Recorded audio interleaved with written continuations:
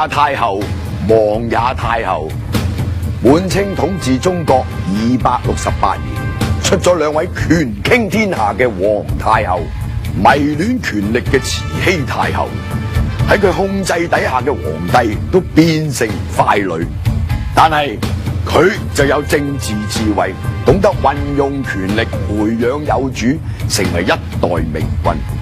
佢就係滿清入關後嘅第一位皇太后，孝莊皇太后。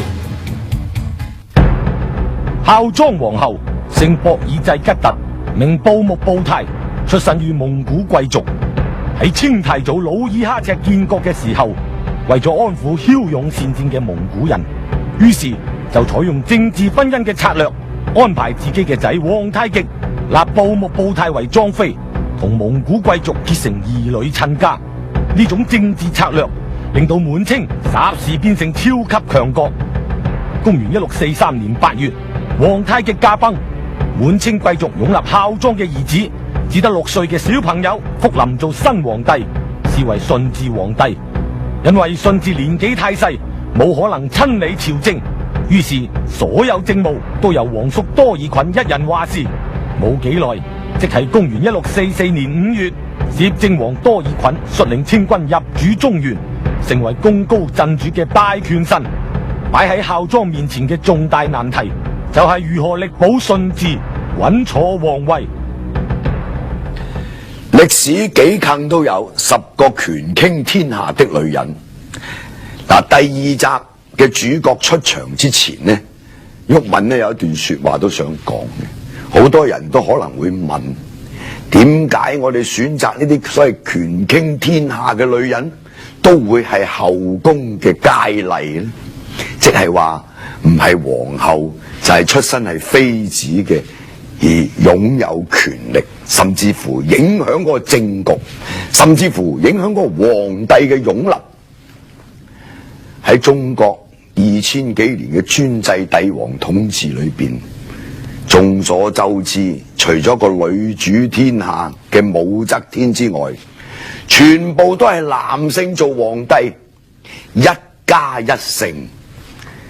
呢一種咁嘅父權嘅特色就係女性好難喺個權力圈裏邊突圍而出，但係即使女性喺個政治權力圈裏邊未必一定可以出到頭，而且歷史又經常會貶抑呢啲咁嘅女性。我哋都知道中國歷史多數都係歌頌嗰啲偉大嘅皇帝，歌頌嗰啲偉大嘅權臣，有文獻可考嘅歷史，都係垂青男性嘅偉大事業，女性有幾可即係話俾呢個歷史所歌頌。我哋會歌頌嘅，喺中國歷史歌頌啲女性嘅，就係話佢母儀天下。歌頌啲偉大嘅女性，就一定要話佢係一個好好嘅皇后，可以母儀天下。揀一個皇后嚟管理個後宮，都要揀一個卓越嘅，同埋可以同個皇帝合作嘅、協調嘅嚟管理個後宮。有時嗰個後宮叻過個皇帝，譬如武則天叻過呢個唐高宗，咁就係嗰個女性話事。但係呢種話事呢，就並不長久嘅，所以讀歷史讀到啲後宮嘅歷史嘅時候，好多時都係負面嘅居多。但係我哋又不可不知，講中國嘅政治歷史，又點可以少咗女性嘅一筆呢？係咪？女人喺中國歷史上邊好巴閉嘅，好簡單。個皇帝都有個母后噶嘛，個母后做皇后之前可能係一個妃子嚟嘅，不過佢母憑子貴生咗個仔可以做皇帝，咁佢咪皇太后咯。嗱，好多時啲後宮爭寵，第一步就先要接近個皇帝。後宮佳麗咁多人，邊個可以接近到個皇帝呢？係嘛？即係等於武則天佢做才人嘅時候，同唐太宗要接近好艱難嘅。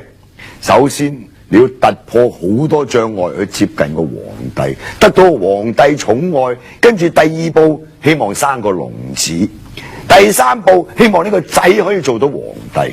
嗱，呢個呢就已經係一個即係好慘烈嘅鬥爭㗎啦，喺個後宮嗰度就係女性同女性嘅鬥爭，而呢個女性同女性嘅鬥爭，可能亦都有啲男性喺後邊推波助瀾。嗱，所以讀下中國後宮嘅歷史，你就先至真真正正可以發現到人性惡劣嘅一面，可以惡劣到咩地步，而人性良善嘅一面呢，就真係好少嘅。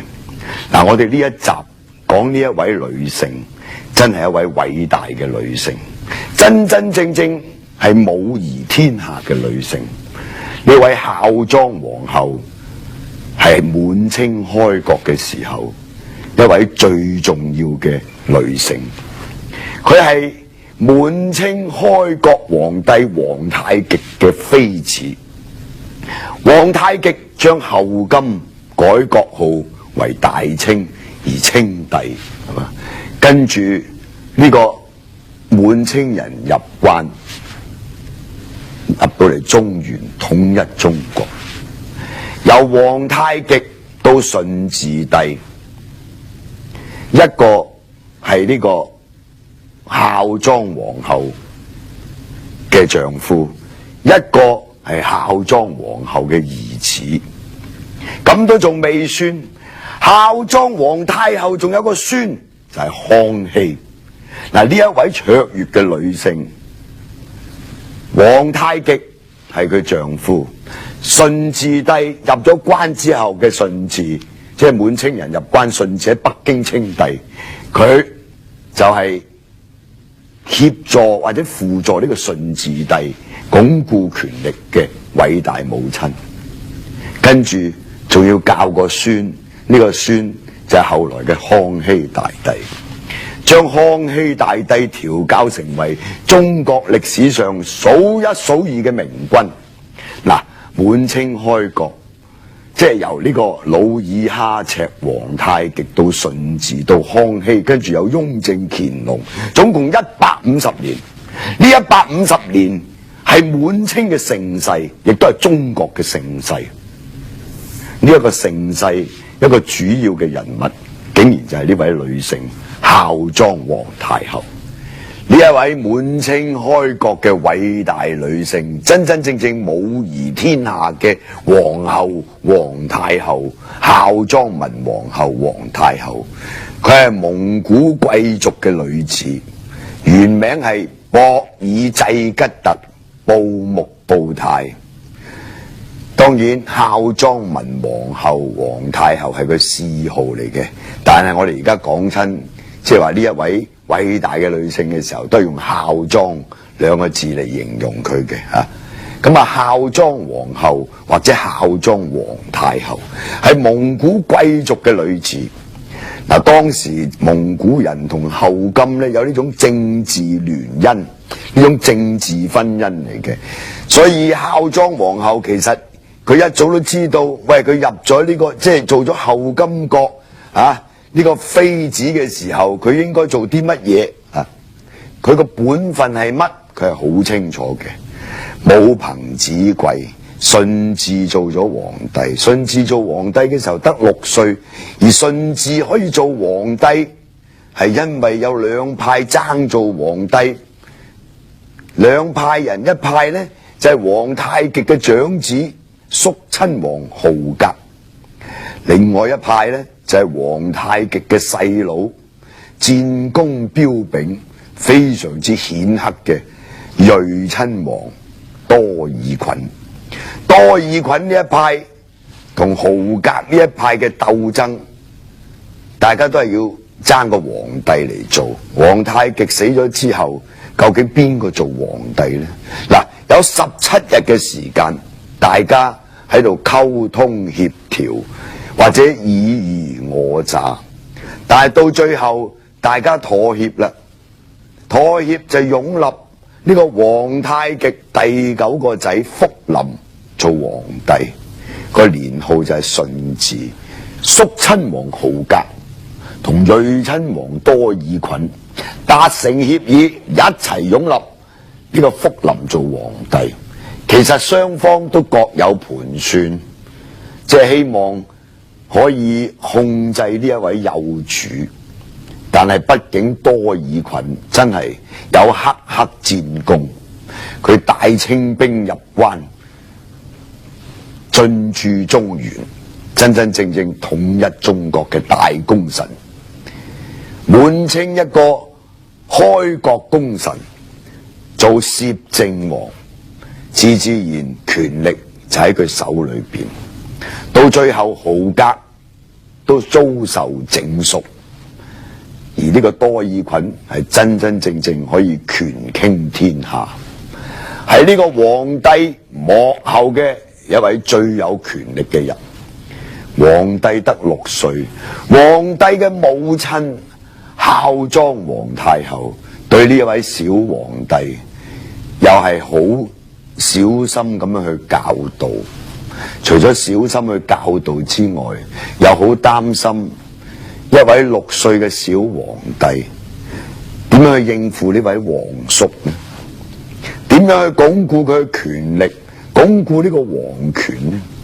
嗱，如果睇翻其他嗰啲歷史，喺滿清之前嗰啲後宮嘅歷史，係好正常嘅情況，就係呢一位皇太后可以垂簾聽政，又甚至乎可以同多爾袞夾埋，係嘛？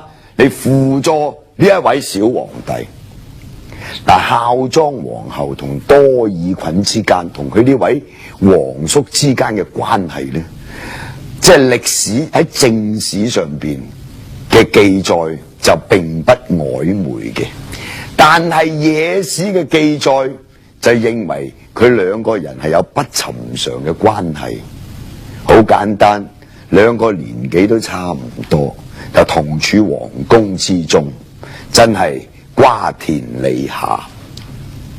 另外一個睇法就係認為呢個皇太后係嫁咗俾多爾袞，嫁俾多爾袞嘅目的就為咗令到自己個仔做皇帝做得舒服啲。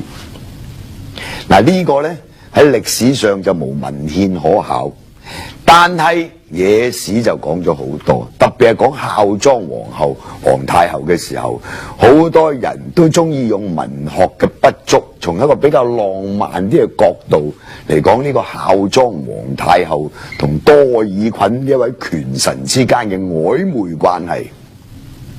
但係我哋睇翻信史，講孝莊皇后嘅真係唔係太多，我哋只能夠用常識嚟推測，就係話呢位皇太后同多爾袞嘅關係真係唔錯，而且唔錯到可能擁立皇帝，擁立呢個福臨做皇帝，都係好可能係佢兩個人夾埋嘅意思，然後呢，就即係擊退其他嘅對手。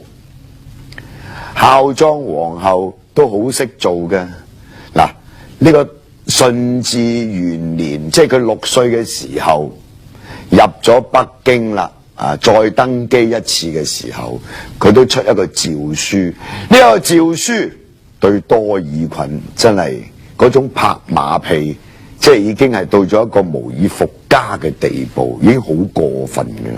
我哋睇下熒光幕呢一段文字。我皇考上賓之時，宗室諸王人人覬覦，有援立叔王之謀。叔父堅誓不從，以朕係文皇弟子，不為幼聰，亦大擁立國賴以安，及乎明國失紀，流賊竊為，禍惡中原。叔父又率領大軍入山海關，破賊兵20萬，遂取燕京，撫定中夏，迎朕來京，應受大寶。此皆周公未有，而叔王過之，碩德豐功，實而揭於天下。用家崇號，封為叔父攝政王，碩之寶冊，色超寵義。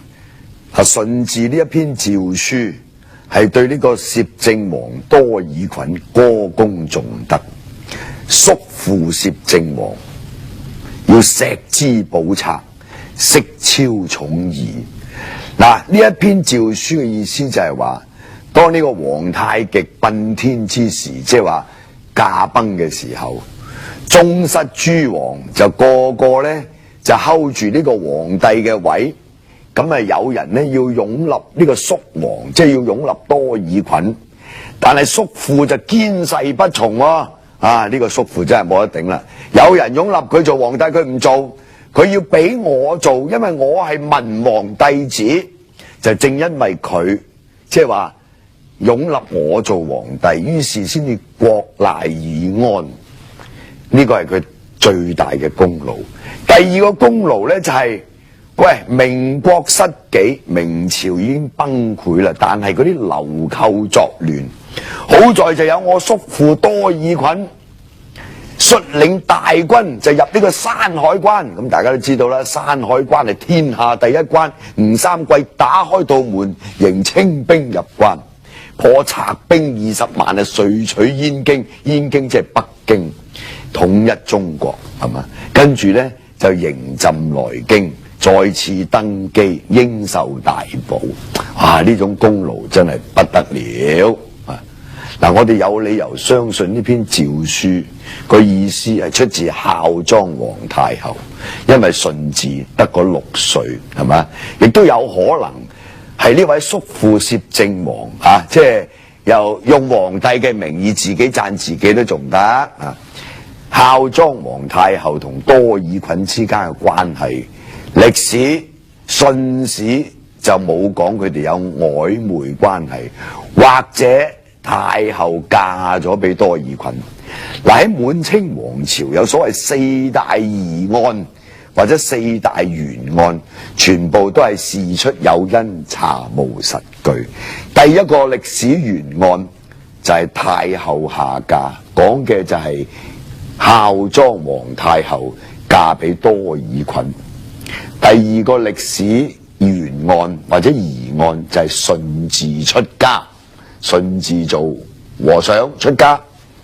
第三個歷史懸案就係雍正奪嫡，呢個大家可能比較熟啲，咩傳位於4子，傳位於14子變成傳位於4子，講雍正奪嫡。另外一個滿清王朝嘅疑案就係同治嫖院，即係同治因為嫖妓而生梅毒致死。咁呢個呢，正史就冇嘅，野史就講到言之鑿鑿。滿清王朝4大懸案，其中一案就同太后與多爾袞有關。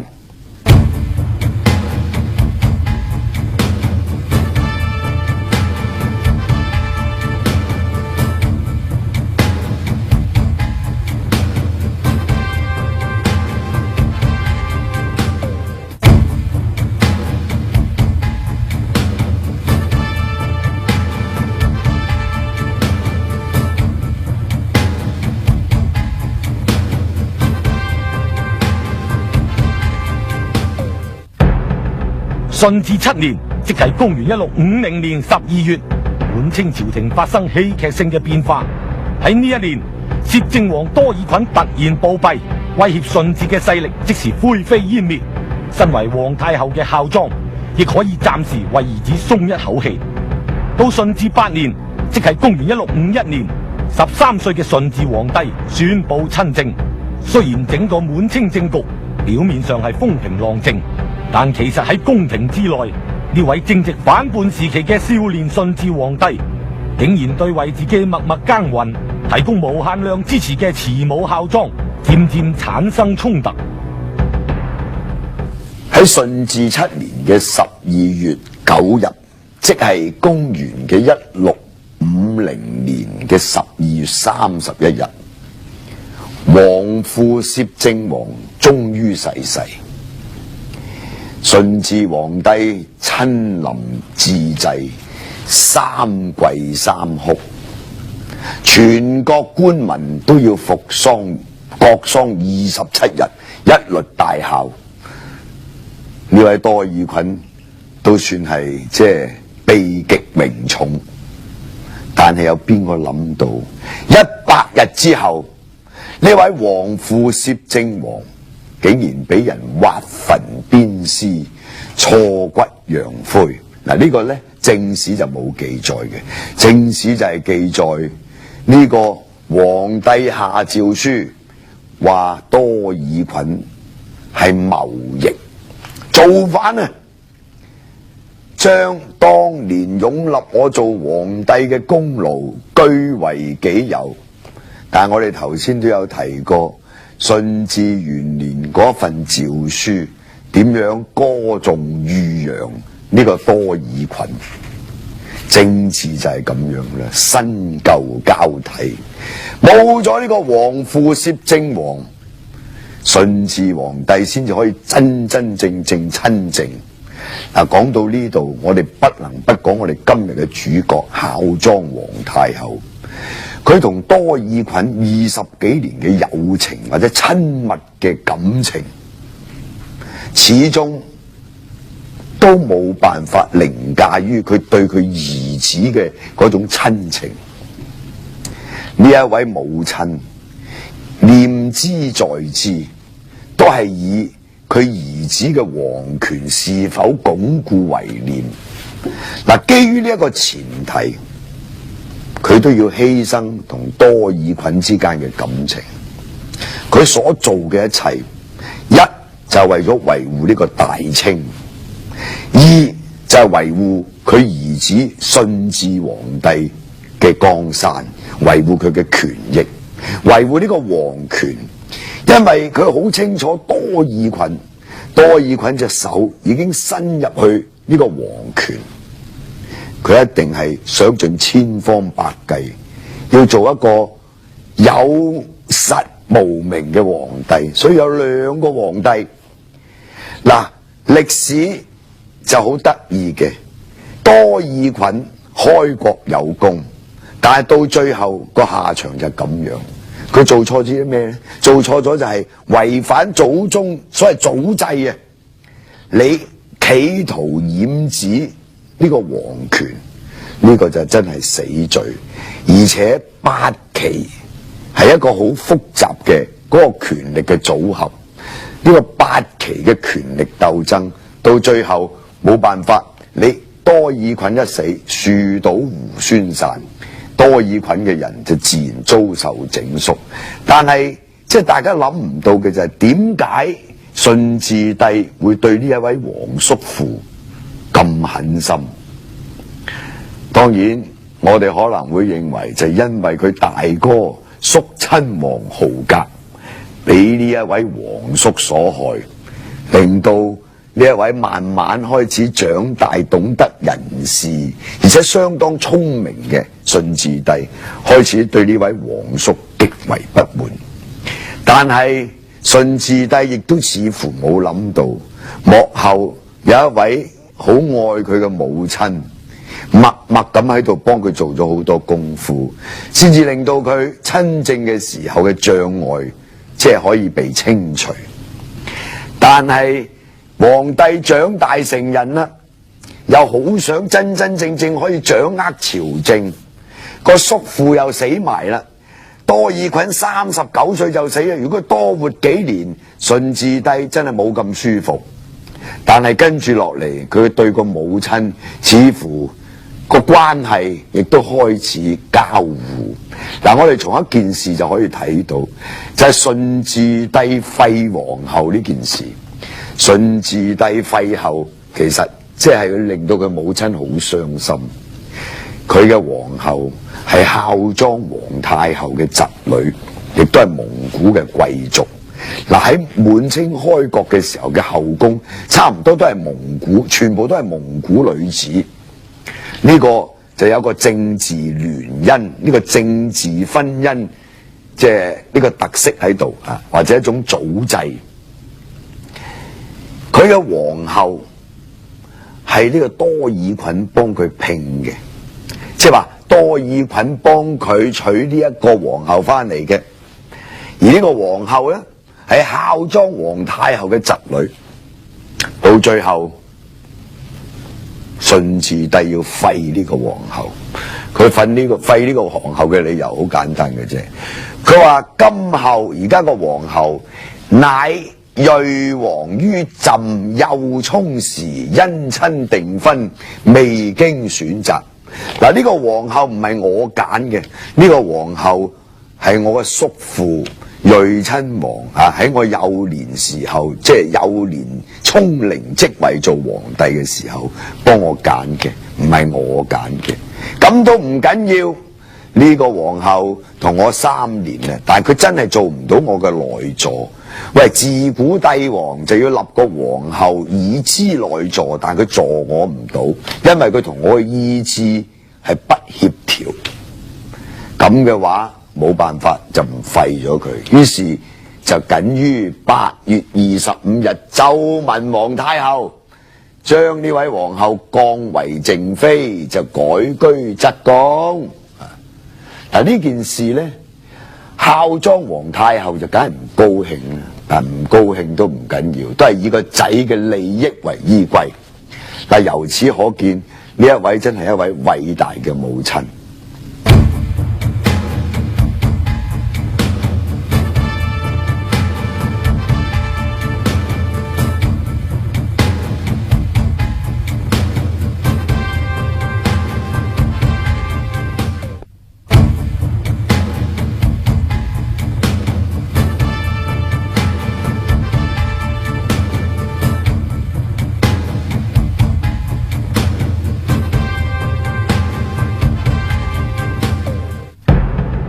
順治18年，即係公元1661年，只得24歲嘅順治皇帝駕崩，由佢嘅兒子，即係孝莊嘅乖孫，年僅8歲嘅玄燁繼承皇位，是為康熙皇帝。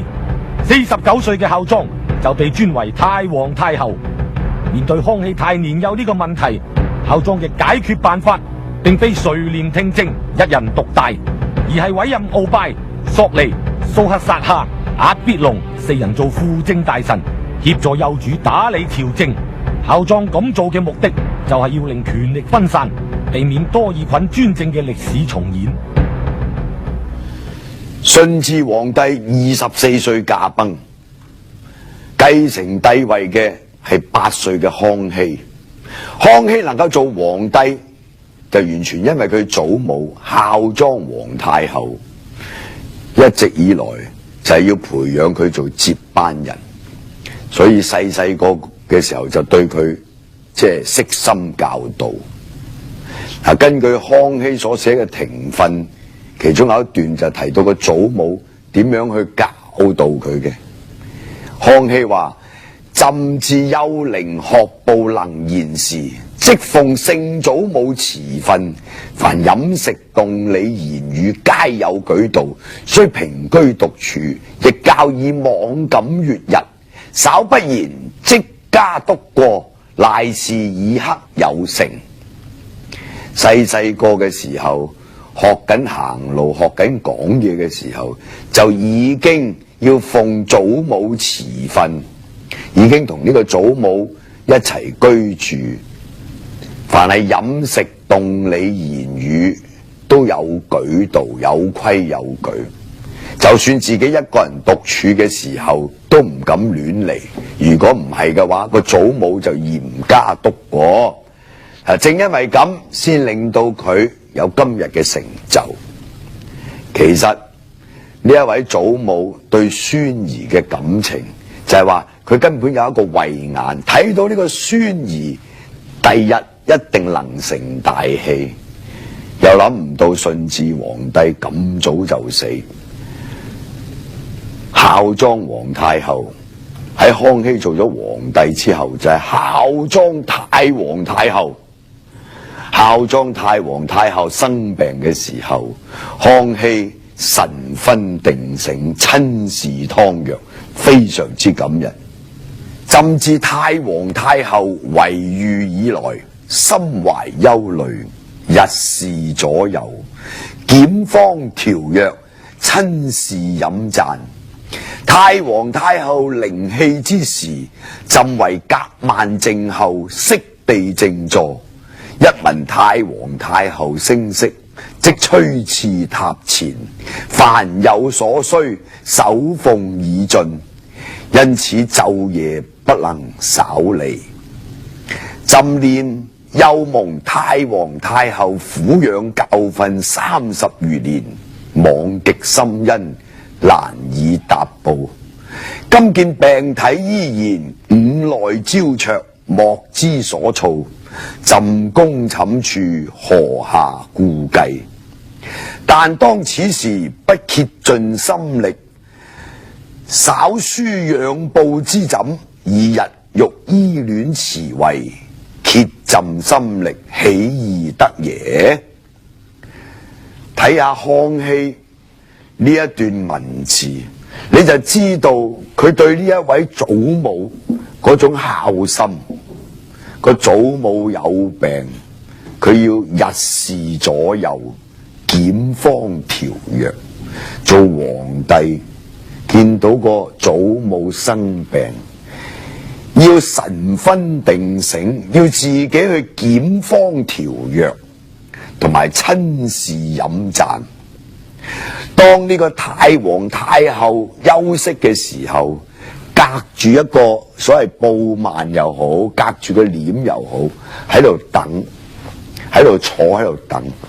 一聽到太皇太后有啲聲息，即刻去到佢床前，趨次榻前，凡有所需就守奉已盡，因此晝夜不能稍離，一步都唔可以行開。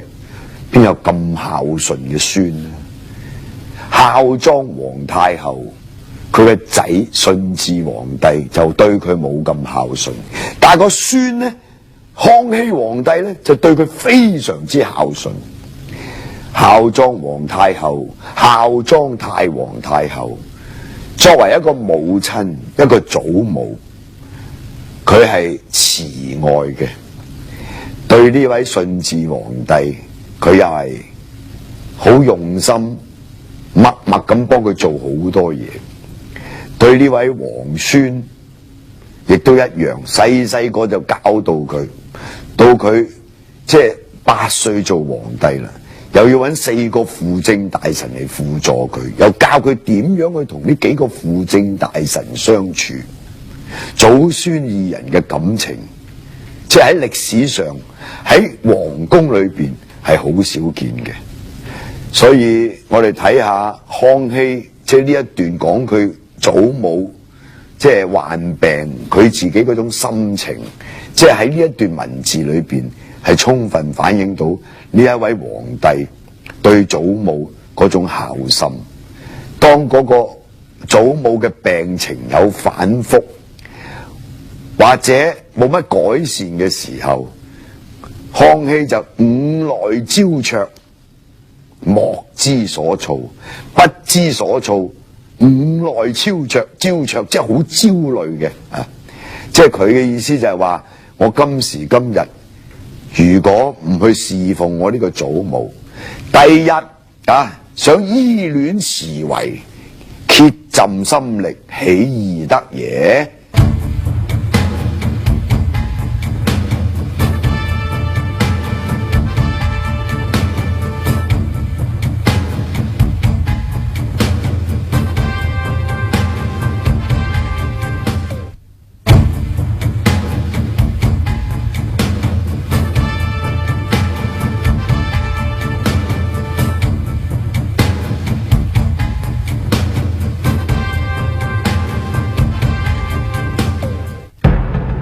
孝莊嘅一生經歷咗後金建立、滿清入關、統一台灣等重大歷史事件，佢對康熙皇帝又悉心栽培，支持佢打擊鰲拜、振興皇權。呢啲艱辛嘅經歷同卓越嘅功績，令康熙皇帝對佢尊崇備至。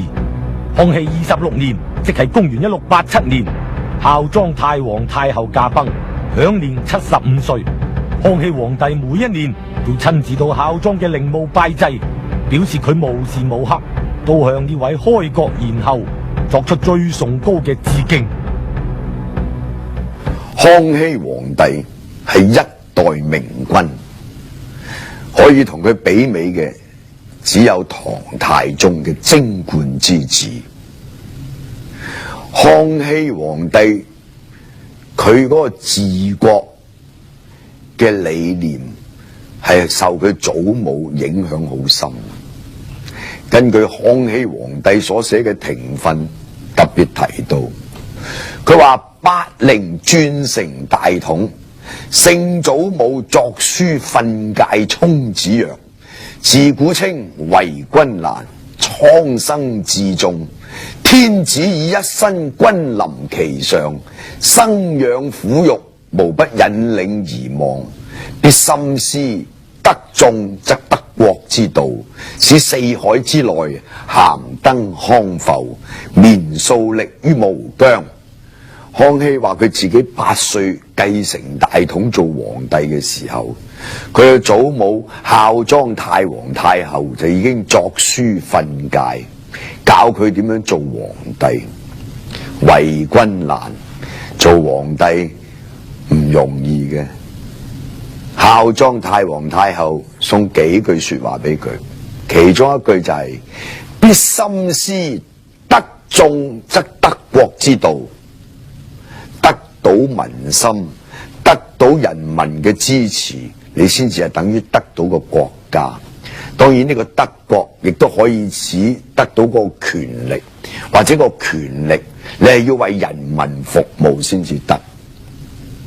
如果咁嘅話，四海之內咸登康阜，你能夠明白德眾等於德國，咁你先至可以令到啲人民生活安和樂利。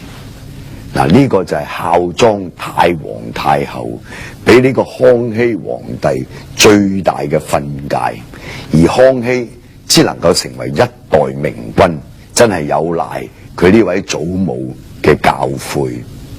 滿清12王朝總共係290幾年，如果以佢入關統一中國開始計算，統治中國都268年，出咗2個皇太后，一興一亡。孝莊皇太后係皇太極嘅妻子，順治皇帝嘅母親，康熙大帝嘅祖母。佢所經歷嘅包括係滿清入關之前嘅後金國，努爾哈赤到皇太極，皇太極嘅妃子孝莊皇太后係皇太極嘅妃子，亦都係順治嘅母親。順治皇帝喺北京即位登基，孝莊皇太后就輔助呢一位小皇帝。佢開創嘅係滿清盛世，由順治開始到康熙、雍正、乾隆。康雍乾3個皇帝，總共就已經做咗134年，係成個滿清入主中原統一中國嘅一半時間。而呢位孝莊皇太后同另外一位慈禧太后，佢可以控制嗰個政治或者控制個政權，加埋2個皇太后係90年，亦都佔咗1/3。嗱，喺歷史上咧係非常之少見嘅。呢2位皇太后就一興一亡，一個就係開創呢個滿清盛世嘅功臣，另外一位就係將滿清推向滅亡嘅一個罪魁禍首。當然，滿清到咗乾隆晚年就已經盛極而衰。嘉慶、道光、咸豐、同治、光緒、宣統呢幾個皇帝就一日不如一日。但係喺呢一段時間佔咗50年嘅就係另外一位皇太后，叫做慈禧太后。所以歷史我哋有時點解會讀嚟覺得咁有興趣？你淨係睇一個滿清王朝出咗2個皇太后，就係興也太后，亡也太后。講到呢個孝莊皇太后，佢係一位好好嘅妻子，好好嘅母親，亦都係一位好好嘅祖母。佢係蒙古嘅貴族女子，出身喺大漠馳騁草原，然後即係話以自然，即係崇拜自然嘅敬天。即係一個咁樣嘅人，係心胸好開闊嘅。但係另外一位出身自滿族中級官員家庭嘅慈禧太后，經過滿清人即係漢化200幾年之後，接受咗漢族嗰啲惡質嘅文化，爭權奪利，同埋嗰種專制嘅思想，就喺慈禧太后身上，即係全部可以表現晒出嚟。兩個人就兩個極端，所以有時讀歷史，我哋覺得有興趣，個道理就喺呢度。當然，從呢兩位女性權傾天下嘅女性嗰個表現，我哋都得到一個啟示。安於本分、崇尚自然、心胸廣闊嘅孝莊皇太后喺歷史上就得到好高嘅評價。另外嗰位專制獨裁，將佢輔助嘅皇帝視為傀儡嘅慈禧太后喺歷史上就留下惡名。